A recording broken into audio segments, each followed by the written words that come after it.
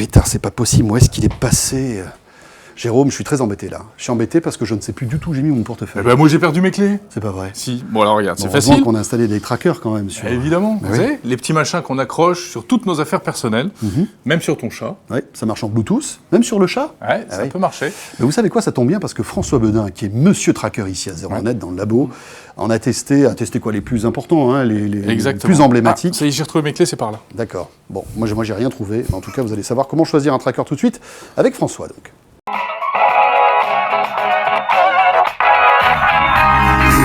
Les porte-clés communicants, comme leur nom l'indique, sont des petits appareils qui communiquent. Alors ils communiquent avec quoi? Ils communiquent avec votre smartphone ou avec votre tablette. Pour communiquer, ils ont besoin de deux choses. Ils ont besoin tout d'abord d'avoir le protocole Bluetooth 4.0 et ils ont besoin de fonctionner avec une application. Donc au moment du choix, il va falloir vérifier déjà que votre smartphone ou que votre tablette a le protocole Bluetooth 4.0 et surtout que l'application est disponible pour votre appareil mobile. Les porte-clés connectés ont tous une fonction en commun. Cette fonction s'appelle la laisse électronique. Alors c'est un peu comme la laisse d'un animal, c'est-à-dire que le porte-clés va communiquer avec le smartphone ou avec la tablette, et au moment où il n'arrive plus à communiquer, c'est-à-dire après une certaine distance, vous allez recevoir une alerte disant que l'appareil ne peut plus communiquer. Ensuite, selon le porte-clés que vous allez acheter, vous allez avoir des fonctions en plus, soit au niveau de l'appareil proprement dit, soit au niveau de l'application. La chose importante à savoir, c'est que ces porte-clés connectés ne sont pas des balises GPS et ne comportent donc pas de puce GPS. Néanmoins, comme ils communiquent avec le smartphone et la tablette et que les appareils mobiles ont en général une fonction GPS, ça permet quand même de savoir à peu près où ils se trouvent en cas de perte.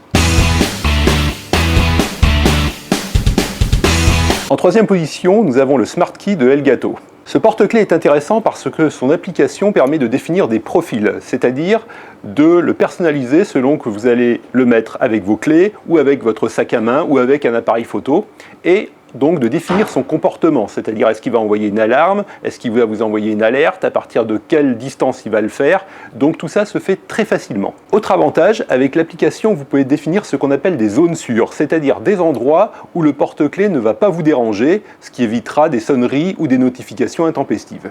En revanche, le Smart Key est uniquement réservé aux appareils Apple, c'est-à-dire l'iPad ou l'iPhone. Donc si vous avez un appareil Android, vous ne pourrez pas vous en servir.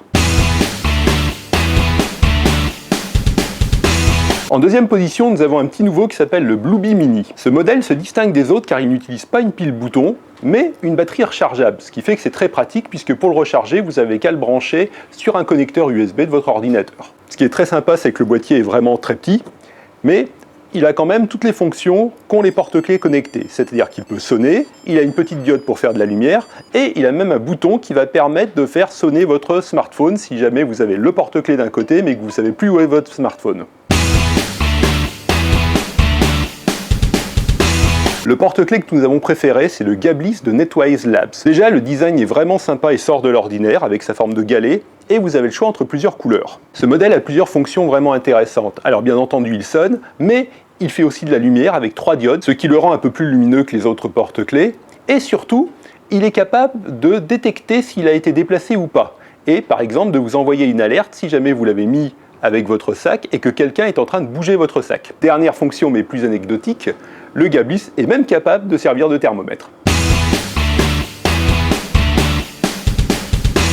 Nous vous avons présenté 3 porte-clés connectés, mais sachez qu'il en existe d'autres avec chacun leurs points forts et leurs points faibles. Et comme le marché est actuellement en plein essor, qui sait, dans l'avenir, il y aura peut-être des nouveaux modèles avec des nouvelles fonctions.